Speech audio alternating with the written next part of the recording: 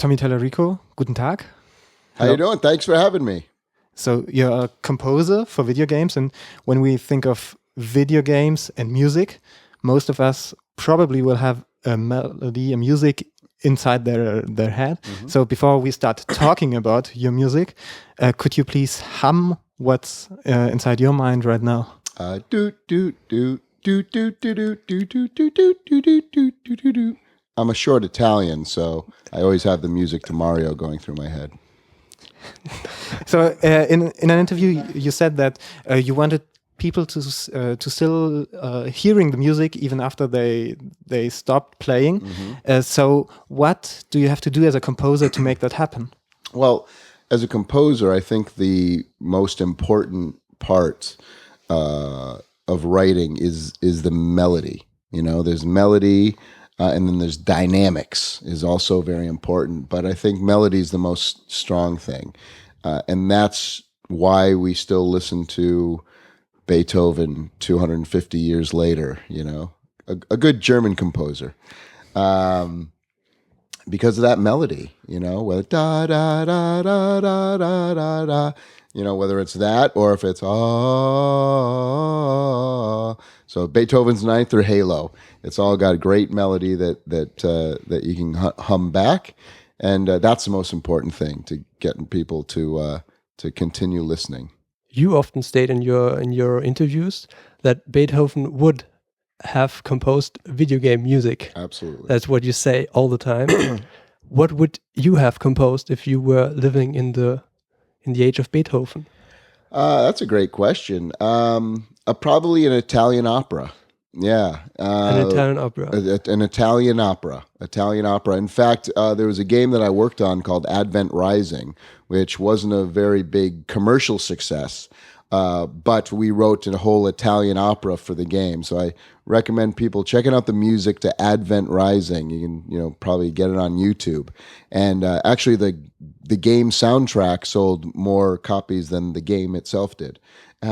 So, yeah, an Italian opera. That's what I'd be doing.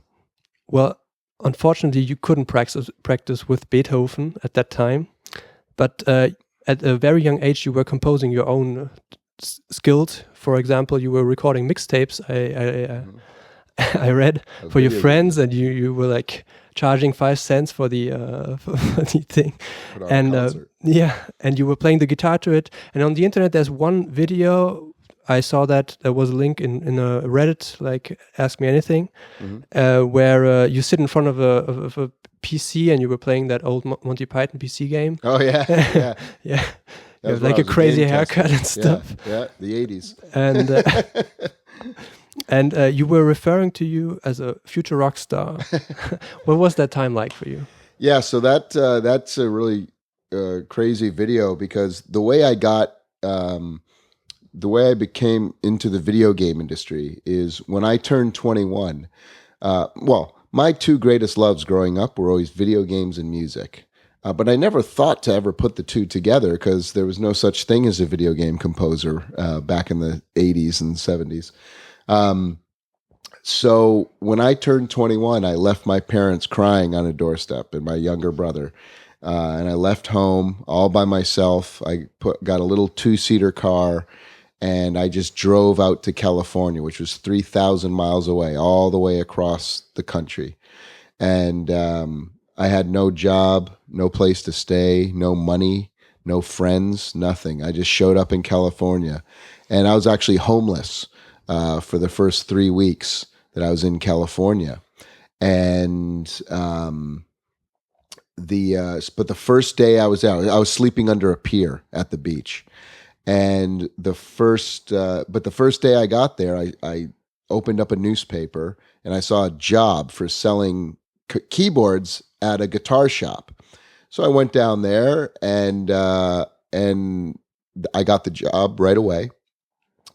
And they told me to start tomorrow. So the next day I started, I had a video game T-shirt on. It was for a brand new system that was just coming out. It'd come out in Japan already. It was the TurboGrafx 16. And back then, no one had video game T-shirts. They didn't, it's not. They're all over the place now. You can buy them, but back then it was very rare because I was really into games. And the very first person who walked in, the first customer I waited on, was a producer at Virgin, Richard Branson's company, and they were starting a video game company right down the street. And he saw my T-shirt, and he said, "Oh my gosh, you know about video games? That's like a Japanese system that hasn't even come out yet." I said, "I know everything about video games." He said, "Well, do you want a job?" I said, "Absolutely. Doing what?" They're like, "You play video games for us, and tell us what's wrong with them, and we'll pay you $5 an hour." Oh my God, to me. So I was in California 3 days, and I was in the video game industry. So that video. Oh, and then what I would do is I would bug the vice president of the company every single day. I said, "Come on, let me do music. I'll do it for free. If you don't like it, you don't have to pay for it. But just at least give me the chance and the opportunity." And the very first game that we were developing in-house there, one of the first games, was the original Prince of Persia with Jordan Mechner. And they gave me the opportunity to do the music. And, I won an award for it. So they ended up making me the music guy. But that video that you're referring to was before I had done any music at all. So you saw me playing the Monty Python game because I was a games tester still. So yeah, that's a little, and the guy who was recording it was the vice president of the company. No kidding. Who I kept asking every day, "Please, please." So, that was my thing. "Hey, future rock star here." I was trying to tell him that, "Hey, give me a chance for music." Yeah. So it's actually a pretty historic video for my life and my career. His name was Doc. He was a doctor, Dr. Stephen Clark Wilson. And, he posted that a couple of years ago. He says, "I was going through some old tapes, and you'll never believe what I found." So, yeah, it's kind of cool. So that was the time when you invented video game composer as a job. What made them offer you this job, and how could you create a job out of nothing, a job which now permits you to live? Yeah, it's a great question because, like I said earlier, back then there was no such thing as a video game composer. And so you had to be a video game programmer. You had to be a game programmer in order to, do music for games. And so what I did is I sat down with the programmers, and I would try to understand the systems, and each system has a sound chip in it. And so what I would do is I would tell them to take my keyboard, my electronic keyboard, and it has a thing called MIDI, which is where you could, daisy chain different keyboards together, but you could also use it to play other systems. And so they would create cartridges for me where I could plug right into the cartridge, and I could play the sound chip right on the system.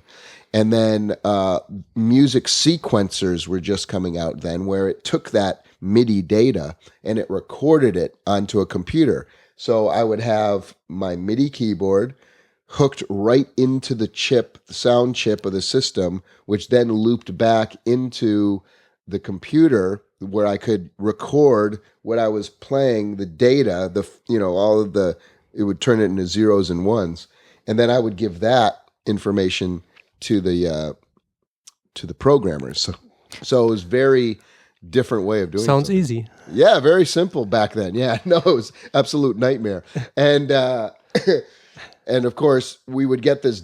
Basically, I'd write a song and I'd get a paragraph of numbers back. Yeah. And then I'd have to go in and just hand tweak the numbers, because the numbers represented the note I hit and the length that I would hit it for, and then the amount of space until I hit the next note. We didn't even have velocity. We didn't even have, volume. It was just that. And so I would go in and then I'd start tweaking numbers by hand. What was your music grade in school like? What was my, sorry? The grade you had in music. Oh, I never took music in school. Not a single time. No, I went to a Catholic school and they didn't have music courses at all. So growing up, I never had music. But I always say that my music studies and my music teacher was Beethoven, because that's who I listened to growing up. And I could listen to something and I would try to figure it out on the piano or guitar. And I come from a very musical family. And so there was always music around. I have a very famous cousin who's a rock star. So I would go to his shows. Yes, by Aerosmith? Yes, Steven Tyler, yes. From Aerosmith. His real name is Steven Tallarico. And so when I was, 8 years old, they'd always put the family up right at the side of the stage. And so I'd see Cousin Steven. I just knew him as Cousin Steven. And I'd see him perform for, 30,000 people. And I would watch him do that. And I'd be, as a young boy, I remember thinking, oh, that's a cool job. That's what I want to do when I grow up. It never seemed to me like it was an impossible dream. It was just like, oh, this is something our family does. This is cool. Yeah, he's having fun out there. That's what I want. So that's, I always say that was the biggest gift he ever gave to me was confidence and, not ever thinking that was impossible. So when I was growing up, I would listen to Aerosmith and I'd try to figure out what Joe Perry was doing on the guitar. Then when Van Halen came out in the late 70s, I would learn all of Eddie's, thing, Led Zeppelin, Pink Floyd, things like that. And and so that's how I was taught. I was taught by the masters because I would listen to see what they would do. I'd pick it apart. Like when you listen to Beethoven's Ninth, I mean, if you really sit down and pay attention to it, and really listen to all of the different instruments and what they're doing, it's mind-blowing. Still to this day, hundreds of years later, mind-blowing. I go back and listen to it tonight or play a clip of it right now, just 30 seconds, when it goes and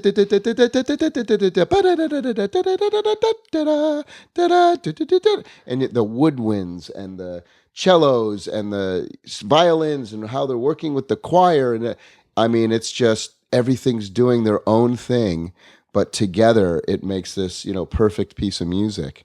And so by learning all these different parts on the piano, that's how I learned how to write music. Or by, listening to Van Halen or Led Zeppelin and watching the chord changes and go, oh, wow, look how we went from there to there. And so when I play, like when you see me play on stage tonight, when I'm playing guitar, there's a lot of influences by, Jimmy Page and Eddie Van Halen and Joe Perry. And when I write music, it's very heavily influenced by that melodic, John Williams and Beethoven and, kind of my orchestral heroes. Of course. So composing music, we're coming back to this, and you described how you composed the first video games music. So you were sitting right next to the programmers, plugging in your keyboard into their system. Is it still working like that? Somewhat, yeah. I mean, you don't need to sit next to a programmer anymore. But yes, the systems that they've built. I mean, what happened is in the mid '90s, when CD-ROMs became available as a storage medium, we didn't have to plug into anything anymore. Because we could make our own music and record it, and then have that be what you're hearing in the background of the game. So you don't need to really plug in. And now they've built these tools for musicians where they can sit in their studio and it can all be completely interactive. So you can write music, like you could record a symphony in 5 or 6 different arrangements. Okay, now let's do it without the drums. Now let's do 16th notes instead of 8th notes, and so you can record different stems and start layering things all at once, and the musician. The composer can put that into these systems and then just hand something to a programmer that says, okay, when there's 100 guys attacking you, play this song. And then when there's 40 guys attacking you, then play this version of the song. And you can program in there yourself like a 7-second crossfade in between the music. So it's all like interactive stuff, and you just need to tell the programmer what's happening. So again, in the old days, you had to sit there with the programmer and really program that by hand. But now it's just a package. So I talked to a silent movie piano player, and he told me how he is composing or how he's inventing the music. So he sees the images, he's rewinding, going back and forth, and developing the music step by step. And he's always referring to the images he's seeing. Is it how you work too? Exactly, yeah. And actually, a funny, interesting thing about silent film and the whole advent of music in films. The reason they used to have piano players, and this is in the 19-teens and 1920s when films first started, the projectors, the actual film projectors were so loud during as this film's playing. Of course, they had no sound to any of the films, no talking, you had to read. And it was so loud that it was disturbing to people. So the theater owners would hire people to come in and play the piano, and they say, look, watch the film live as they're watching it and play something so that these darn projectors aren't so loud and people can focus on that. That's how soundtracks for movies were invented. But yes, to answer your question, absolutely. To me, I just play a video game. Sometimes they'll give me storyboards and say, oh, this is what the planet looks like, or this is what the scene looks like. But for me, I want to know not only what the environment is, but I want to know what the emotion is. That, to me, are we being chased or are we chasing somebody? Did we just lose a friend or did we just finish a battle? Are we in battle or are we really scared because there's something that might jump out on us, So what I'll do is I really want a description of this scene, but in a perfect world, yeah, I just play it. I just play it, and I play it over and over until something pops into my head, and then I run over to the piano and start figuring out what's in my head. Well, we're talking about films. Do you know the film Boyhood? I don't, unfortunately. It's one of the ones on my list to see. I haven't seen Whiplash either yet, and that's another, musician one that I can't. It's on your list. It's on my list. So the movie Boyhood, he tells a story about the coming of age of a young boy, and in the movie we hear music that we can relate to, music that marked our ways of my generation, for example. And the director of the movie, Richard Linklater, he quoted on the music, "Everything in the movie is attached to something real. I wanted the same with the music. Songs that somebody somewhere had an emotional experience with." Would you agree on that statement for your music as well? Absolutely. I mean, people ask me all over the world what makes video game music so special and why I can go anywhere in the world and put on a show for the first time like we are tonight here in Munich. And it's a sold out show, 2,000 people coming to see classical music, symphonic music. And they say, why is that? And I'll tell you why. When you play a video game, you become that character. And the music becomes the soundtrack of your life. That's very different than watching a film. When you watch Raiders of the Lost Ark and you hear that theme, dun, dun, dun, dun, dun, dun, dun, that's Indiana Jones's theme. It's not your theme. It's Indiana Jones's theme. When you watch Star Wars and Darth Vader comes in, dun, dun, dun, dun, dun, dun, dun, that's Darth Vader's theme. You're watching somebody else's story. But when you play a video game, you're moving that character. You become that character. When you're battling and saving your village from 100 people on horseback with swords, and that music is playing, that becomes your music.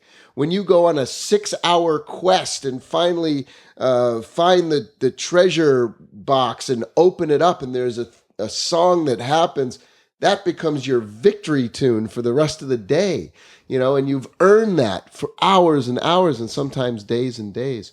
So music in video games is like no other music ever written in the history of the world, where somebody is experiencing this for themselves and it is their soundtrack of their lives while they're inside that game. So that's why people are so emotionally attached. There will be people in the audience tonight in tears, crying when we play things like Zelda or Kingdom Hearts or Final Fantasy. We're gonna snap them back to their childhood with only a few notes, and they're gonna remember being in that room, in that exact room when they first played it or first heard it. It's really profound, and people don't think about it. They're like, oh, video game music, it's a bunch of bleep bloop bleep bloop bloop, But for people who play video games, there's that music is special. It's a part of their childhood. It's a part of their lives. So does this mean that music is always less profound if it's not referring to images? No, not at all. In fact, the opposite. The opposite is that, and that's why I always say that if Beethoven were alive, he'd be a video game composer, because Beethoven wanted to create these memories that he wanted to control people's minds, basically, be able to control somebody's emotional state through music is very important. And that's exactly what's happening when you in a video game. If you're in a dark room and in a video game, depending on what I write is what your experience is going to be, your emotional experience. If I'm writing something scary, you're going to be like, uh-oh, something's going to jump out at me. But if I'm writing something that's mysterious, you're like, oh, I better look around for a key, But when you play the music, so getting that interactive experience only adds to the greatness, only adds to it. And our albums being number one albums proves that. You don't need the visuals of our show in order to, get snapped back to that emotional state. We play our show and we have visuals in our show because that's what a video game is, right? Video games live. That's why I named the show the way I did. There's 3 elements of a video game, important elements. There's the interactivity, which is the gameplay and the storyline, and then there's the visuals, which is the graphics, the animations, the motion. And then there's the sound. Those are the 3 things that make up a game. So I wanted to represent that in a live show. Video games live. And, but, do we need the visuals? Absolutely not. In fact, during our show, there's a couple of songs where I turn off the video and I say, and I'll explain to the audience, let's focus just on the musicians and on the music right now. And that's cool as well too. So yeah, absolutely. It only adds to the greatness. Let's talk about silence.